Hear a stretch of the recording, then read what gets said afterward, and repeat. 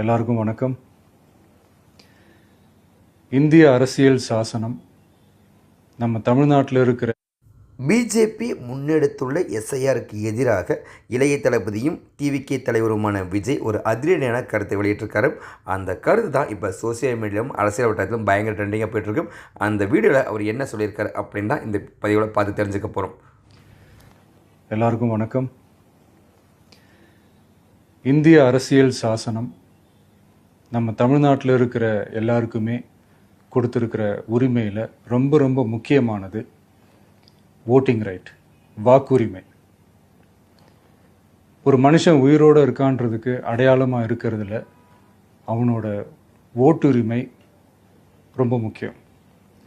அதனால தான் voting is not only our right but also our life. ஒரு முக்கியமான விஷயத்தை பற்றி இப்போ நான் உங்ககிட்ட ஷேர் பண்ண போகிறேன். இது நான் ஃபஸ்ட்டு கேள்விப்பட்ட உடனே எனக்கே ரொம்ப ஷாக்கிங்காக தான் இருந்தது. இப்போ நான் பேசிகிட்டு இருக்கிற இந்த நேரத்தில் தமிழ்நாட்டில் இருக்கிற நம்ம யாருக்குமே ஓட்டு போடுற உரிமையே இல்லைன்னு சொன்னால் நம்புவீங்களா? நான் நீங்கள் உட்பட யாருக்குமே அது இல்லை. நான் பயமுறுத்துறேன்னு நினைக்காதீங்க, அதுதான் நிஜமும் கூட. கொஞ்சம் ஏமாந்தால் நம்மளை மாதிரியே இன்னும் லட்சக்கணக்கான பேருக்கும் இதே நிலைமை தான். ஓட்டு போடுற அந்த உரிமையே இல்லாத மாதிரி ஒரு நிலைமை வந்தாலும் வரலாம்.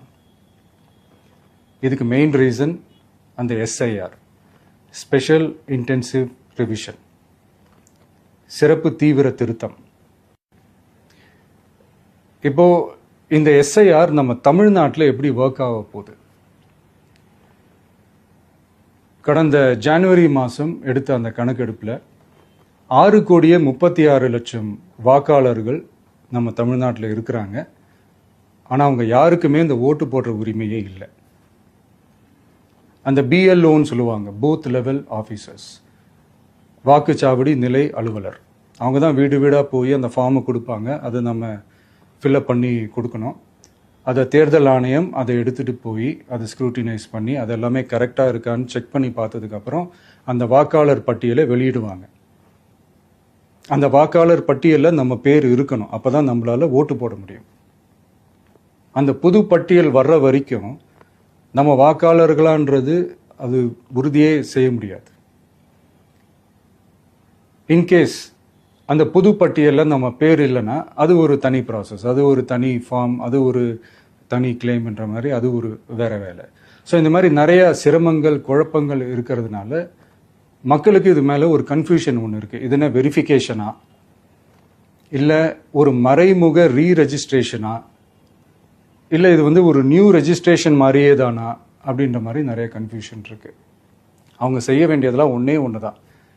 இந்த மாதிரி வீடு வீடாக போய் அந்த எனிமரேஷன் ஃபார்ம் நம்ம ஃபில்அப் பண்ணி கொடுக்கும்போது அதுக்கான அக்னாலேஜ்மெண்ட்டை அந்த பிஎல்ஓ அந்த ஆஃபீஸர்கிட்ட இருந்து நீங்கள் வாங்கிக்கணும். அது ரொம்ப ரொம்ப முக்கியம். இது நான் சொல்கிறது வாக்காளர் பட்டியலில் ஆல்ரெடி உங்கள் பேர் இருக்கிறவங்களுக்கு நான் சொல்கிறேன்.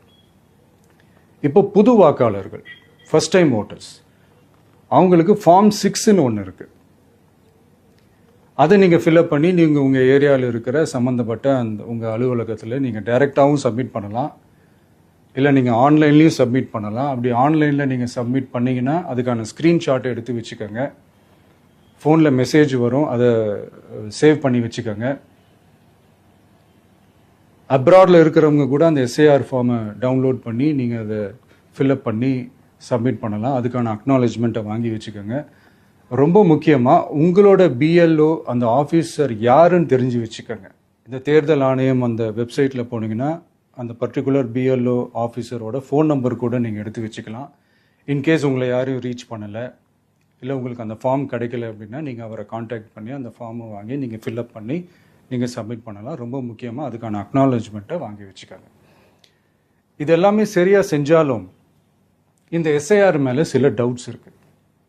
அது என்னென்னா, இந்த 6,36,00,000 வாக்காளர்களுக்கு ஒருத்தர் விடாமல் இந்த ஒரே மாதத்துக்குள்ளே எப்படி எல்லாருக்குமே அந்த ஃபார்ம் போய் ரீச் ஆகும்? ஒன்று. ரெண்டாவது, நீங்கள் வரும்போது வீட்டை பூட்டிட்டு வேலைக்கு போயிட்டு என்ன பண்ணுறது? இப்போ நீங்கள் வருவீங்கன்றதுக்காக வேலையெல்லாம் விட்டுட்டு வீட்டுக்குள்ளேயே உட்காந்துட்டு இருக்கணுமா? ஸோ இதில் மெயினாக பாதிக்கப்பட போகிறது உழைக்கிற மக்கள், ஏழைகள், வேலைக்கு போகிற பெண்கள். இவங்களுக்கு யார் கரெக்டான அந்த பதில் சொல்ல போகிறது? ஒரு நியாயமான எஸ்ஐஆர்னா என்ன நடக்கணும்? இப்போது இறந்து போனவங்களை மார்க் பண்ணி அதுலேருந்து டிலீட் பண்ணணும். இப்போ போலி வாக்காளர்கள் இருந்தாங்கன்னா அவங்கள மார்க் பண்ணி டிலீட் பண்ணணும்.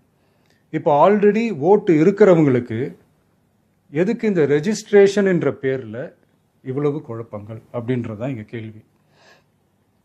இப்போ புதுசாக வர வாக்காளர்களையோ இல்லை ஓட்டு இல்லாதவங்களையோ சேர்த்தா பத்தாதா? இப்போ ரீசெண்டாக நடந்த இப்போ எலெக்ஷன் 2021, 24 எப்படி எல்லாருமே ஓட்டு போட்டோம்? அதில் ஓட்டு போட்டவங்க கூட இப்போ புதுசாக ரெஜிஸ்டர் பண்ணணும்னா அது ஏன் அந்த கன்ஃபியூஷன் அப்படின்றத நாங்கள் கேட்குறோம். அதனால தான் நாங்கள் எஸ்ஐஆரை எதிர்க்கிறோம். இப்போ புதுசாக சில கம்ப்ளைண்ட்ஸ்லாம் வர ஆரம்பிக்குது. அது என்னன்னா முக்கியமாக நம்மளுடைய டிவிகே தோழர்களுக்கு அந்த ஃபார்ம் கிடைக்க மாட்டேங்குது, கொடுக்க மாட்டேன்றாங்க அப்படின்ற சில கம்ப்ளைண்ட்ஸ். இது யார் பண்ணுறாங்க அப்படின்றது நான் தான் சொல்லி தெரிய வேணும்னு ஒன்றும் அவசியம் இல்லை உங்களுக்கு. இப்போ இருக்கிற ஆட்சியாளர்கள், அவங்களுக்கு கைப்பாவையாக இருக்கக்கூடிய சில பேர் இதை செய்ய ஸ்டார்ட் பண்ணியிருக்கிறாங்க.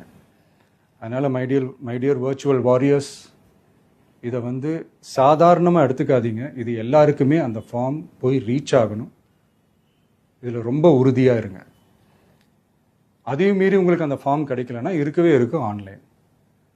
தேர்தல் ஆணையம் அந்த வெப்சைட்டில் போய் அந்த ஃபார்மை டவுன்லோட் பண்ணி நீங்கள் ஃபில்அப் பண்ணி சப்மிட் பண்ணலாம். உங்கள் வீட்டில் இருக்கிறவங்களுக்கு நீங்கள் செஞ்சு கொடுங்க, பக்கத்து வீட்டில் இருக்கிறவங்களுக்கு செஞ்சு கொடுங்க, தெரிஞ்சவங்களுக்கு, தெரியாதவங்களுக்கு, பழகினவங்களுக்கு, பழகாதவங்களுக்கு எல்லாருக்குமே நீங்கள் தயவு செஞ்சு கொடுங்க. அண்ட் ரொம்ப முக்கியமாக நம்ம ஜென்சி கிட்ஸ், நம்ம ஃபஸ்ட் டைம் ஓட்டர்ஸ், நம்ம புது வாக்காளர்கள், நம்ம நண்பா நண்பிகள், அவங்க ரொம்ப கேர்ஃபுல்லாக இருக்கணும். நான் ஆல்ரெடி சொன்ன மாதிரி உங்களுக்கான ஃபார்ம், அந்த ஃபார்ம் நம்பர் 6, அதை கரெக்டான டீட்டெயில்ஸோட, கரெக்டான உங்கள் டாக்குமெண்ட்ஸை வச்சு அதை சப்மிட் பண்ணுங்கள். ஏன்னா வரப்போகிற தேர்தலில் நீங்கள் தான், அந்த ஜென்சி வாக்காளர்கள் தான் மிக முக்கியமான ஒரு ஃபோர்ஸ் அப்படின்றது எல்லாருக்குமே தெரிஞ்ச ஒரு விஷயம். அதனால் உங்களை டிஸ்டர்ப் பண்ணுறதுக்கு, உங்கள் பேரை அதில் இன்க்ளூட் பண்ணாமல் செய்கிறதுக்கு என்னென்ன வேலைகள் செய்யணுமோ, என்னென்ன தில்லுமுள்ளு வேலைகள் செய்யணுமோ எல்லாமே அவங்க செய்வாங்க. இது நமக்கு எல்லா திசையிலையும் எல்லா பிரச்சனைகள் கொடுத்துட்டு தானே இருக்கிறாங்க. அது டிஃபால்ட்டாக நடந்துட்டு தான் இருக்கும், அது ஒன்றும் பண்ண முடியாது. ஸோ அந்த மாதிரி ஓட்டு போடுற விஷயத்துலையும் அவங்க என்ன உத்தரமராக மாறவா போகிறாங்க? நான் சில மீட்டிங்ஸ்லலாம் ரிப்பீட்டடாக ஒரு விஷயம் நான் சொல்கிறேன்ல, 2 பேருக்கு நடுவில் தான் போட்டி அப்படின்ட்டு. அது மேடைக்கு மேடை அவங்க அதை ப்ரூவ் பண்ணிட்டு இருக்கிறாங்க. அதனால தோழர்களே, வரப்போகிற தேர்தலில் நம்ம யாருன்னு காட்டணும், நம்ம பலம் என்னன்னு காட்டணும். அதுக்காக அந்த பலமான, அந்த பவர்ஃபுல்லான ஆயுதத்தை நம்ம கையில் எடுக்கணும். அந்த ஆயுதம் வேற எதுவுமே இல்லை, ஓட்டு, வாக்கு, ஜனநாயகம். அது இருந்தால் தான் நம்ம அந்த வெற்றியை நோக்கியே நம்மளால் பயணிக்க முடியும்.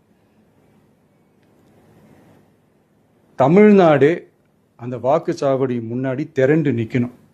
அதை பார்த்துட்டு தமிழ்நாடே தமிழக வெற்றி கழகமா, இல்லை தமிழக வெற்றி கழகம் தான் தமிழ்நாடா அப்படின்ற மாதிரி இருக்கணும். வீடுன்னு ஒன்று இருந்தால் தான் ஓடு மாற்ற முடியும்னு அறிஞர் அண்ணா அவர்கள் சொல்லியிருக்கிறாங்க. அந்த மாதிரி ஓட்டுன்னு ஒன்று இருந்தால் தான் இந்த நாட்டையே காப்பாற்ற முடியும். அப்புறம் இன்னொரு முக்கியமான விஷயம், அந்த எனிமரேஷன் ஃபார்ம் நீங்கள் ஆன்லைனில் நீங்கள் ஃபில்அப் பண்ணும்போது அதில் ஒரு சில ப்ராப்ளம்ஸ் வர்றதுக்கு வாய்ப்பு இருக்குது. அது உங்களுடைய ஓட்டர் ஐடியில் இருக்கிற உங்கள் பேரும், ஆதார் கார்டில் இருக்கிற பேரும், அந்த ஸ்பெல்லிங், இனிஷியல்ஸ் எல்லாமே ஒரே மாதிரி இருந்தால் தான் அது அக்செப்ட் ஆகும், இல்லைன்னா அக்செப்ட் ஆகாது. அது கொஞ்சம் கேர்ஃபுல்லாக பண்ணுங்கள். அது கொஞ்சம் யூசர் ஃப்ரெண்ட்லியாக இருக்கலாமேன்னு கேட்டதுக்கு அதெல்லாம் முடியாது, அதுக்கெல்லாம் வாய்ப்பு இல்லை, அதுக்கெல்லாம் ஆளுங்க இல்லை, பண்ண முடியாதுன்னு ரிப்ளை பண்ணிட்டாங்க. ஸோ அதனால் மைடியர் டிவிகே தோழர்களே, மைடியர் ஜென்சி படை பலமே, உஷாராக இருங்க, கான்ஃபிடென்ட்டாக இருங்க, நல்லதே நடக்கும், வெற்றி நிச்சயம். மீண்டும் சந்திக்கும் வரை நன்றி, வணக்கம்.